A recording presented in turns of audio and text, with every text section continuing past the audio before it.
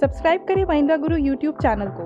अगर आपने सब्सक्राइब कर रखा है तो नोटिफिकेशन बेल पर क्लिक करें ताकि आपको सारे वीडियोस का अलर्ट मिलता रहे। Thank you.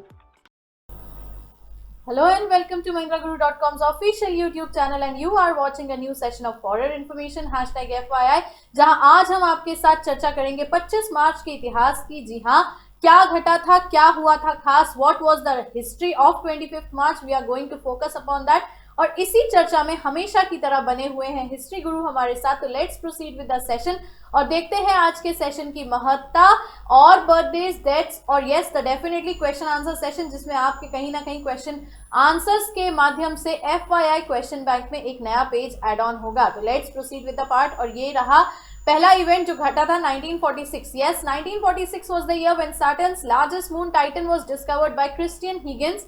25 मार्च के ही दिन ये घटना घटी थी। तो घटना की अगर हम बात करें तो सर सैटर्न का largest moon self defining event है, पर फिर भी आपसे जानेंगे और इस तरीके से इंपॉर्टेंस ही कैसे बना देता है। बिल्कुल व्यूअर्स, जैसा कि हम बात करें अगर सोलर सिस्टम की, अगर हम बात करते हैं अपने सौर मंडल की, अगर हम बात करते हैं तो जो दूसरा लार्जेस्ट प्लैनेट है, सेकंड लार्जेस्ट जो प्लैनेट है वह है सैटर्न। जी हाँ, शनि ग्रह दूसरा सबसे बड़ा ग्रह है और इसका जो सबसे बड़ा, अगर मून की बात करते हैं, इसके चंद्रमा की बात करते हैं तो उसका नाम है टाइटन। जी हाँ, तो आज ही के दिन अगर हम बात करें एक डच, अगर हम बात करें एस्ट्रोनॉमर थे, डच एस्ट्रोनॉमर थे, इनका नाम यहाँ पर आप देख पा रहे हैं बैकग्राउंड में, क्रिस्टियन हेगन्स ने आज ही के दिन यह खोज निकाली थी, यह खोज की थी कि भाई सैटर्न जो है उसका जो लार्जेस्ट मून है वो टाइटन होना चाहिए। तो जी आज ही का दिन था। तो ये एक जियोग्राफी से जुड़ी काफी एक महत्वपूर्ण खबर है। कभी कभी एग्जाम के पॉइंट ऑफ व्यू से ऐसे क्वेश्चन आ सकते हैं कि हु डिस्कवर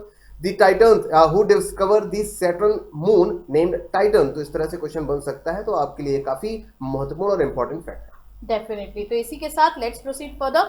बर्थडेज की बात करेंगे। 25 मार्च को किसका जन्मदिन होता है? तो the first personality which we have that is mister Farooq Sheikh, late Farooq Sheikh. बिल्कुल 1948 was the year, 25 March was the date जब इनका जन्म हुआ था। तो definitely a self defined personality again with us. बिल्कुल, इनका फोटो आते ही आप सभी के दिमाग में इनका ये छवि बन के आ गई होगी।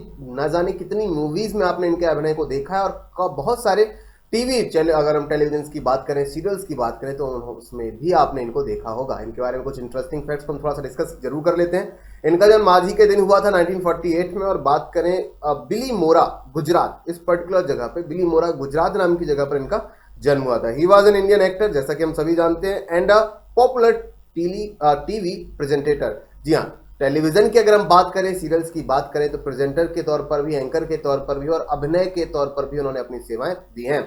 Best known for his work in the Hindi film from the 1977 to 1989। जी हाँ, 1977 से लेकर 1989 तक अगर हम हिंदी फिल्म इतिहास की बात करें तो वह काफी सक्रिय रहे।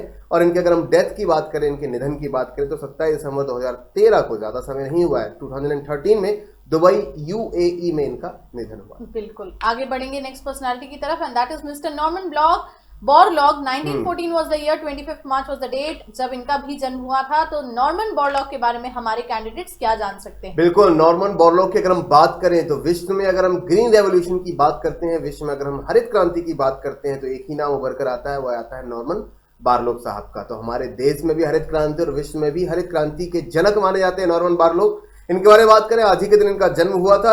और अगर हम बात करें किस पर्टिकुलर कंट्री से बिलोंग करते थे, तो जी हाँ, अमेरिका। वह अमेरिकन थे और अमेरिका से बिलोंग करते थे और एक कृषि वैज्ञानिक थे। यहाँ एग्रोनॉमिस्ट यानी कि एक कृषि वैज्ञानिक थे। He contributed to the extensive increase in agriculture production termed the green revolution.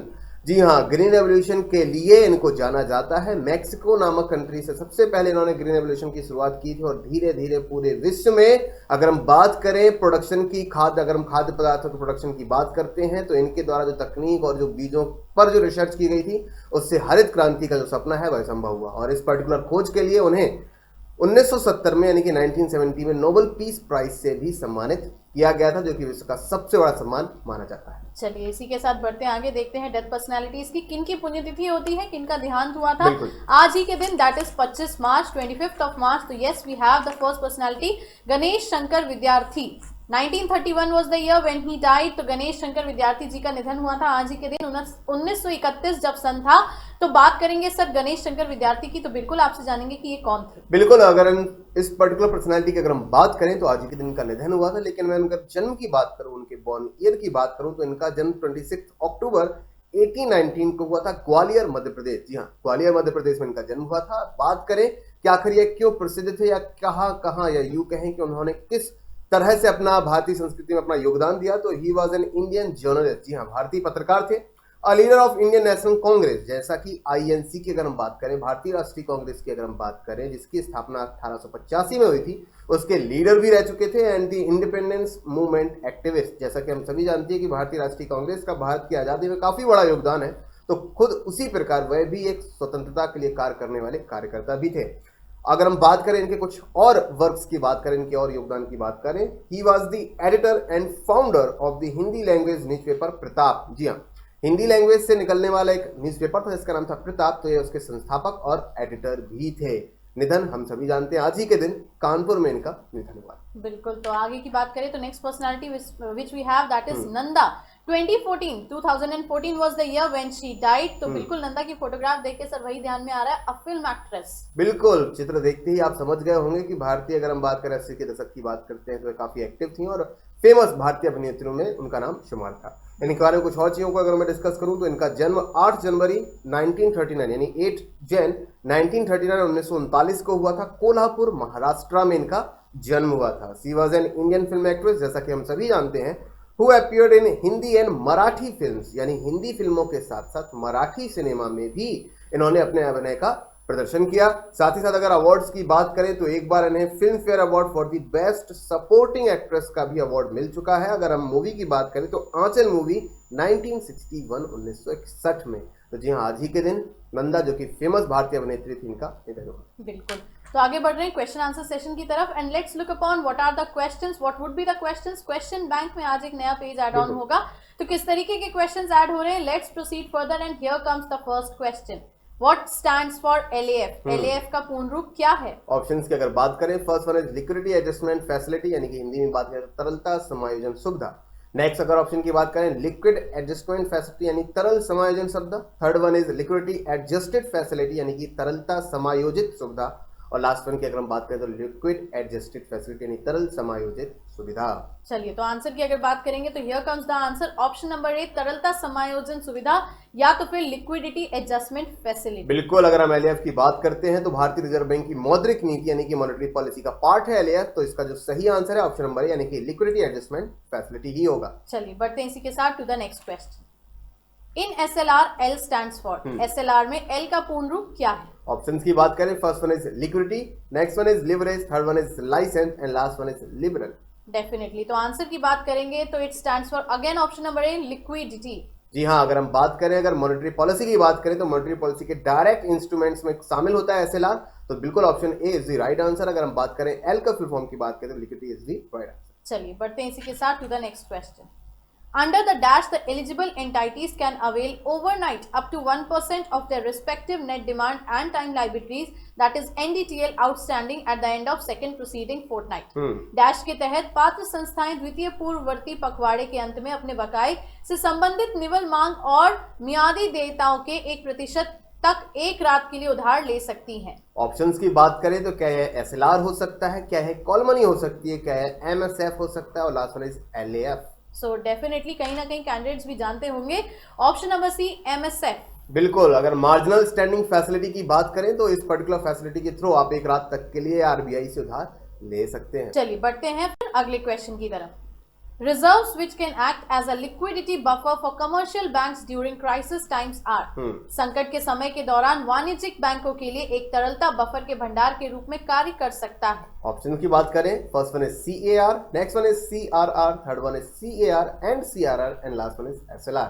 So definitely if we talk about the answer, so here it comes option number D, SLR। बिल्कुल, SLR की अगर हम बात करें, तो SLR जो reserves होती हैं वह बैंकों के पास ही होती हैं। तो जब बैंकों के पास बुरा समय आता है, बैंकों के सामने बुरा समय, क्राइसिस टाइम आता है, तो वैसे एज अ बफर भी यूज कर सकते हैं। चलिए बढ़ते हैं इसी के साथ to the next question. When repo rate is reduced by RBI, it leads to, जब RBI द्वारा रेपो दर को घटा दिया जाता है, तो यह डैश की ओर अग्रसर करता है। ऑप्शन की बात करें, first one is reduction cost of the borrowers on the loan from banks, यानी कि बैंकों से ऋण पर उधारकर्ताओं की लागत में कमी, next one is increase in cost of loan of borrowers from banks, यानी कि बैंकों से उधारकर्ताओं के ऋण की लागत में वृद्धि।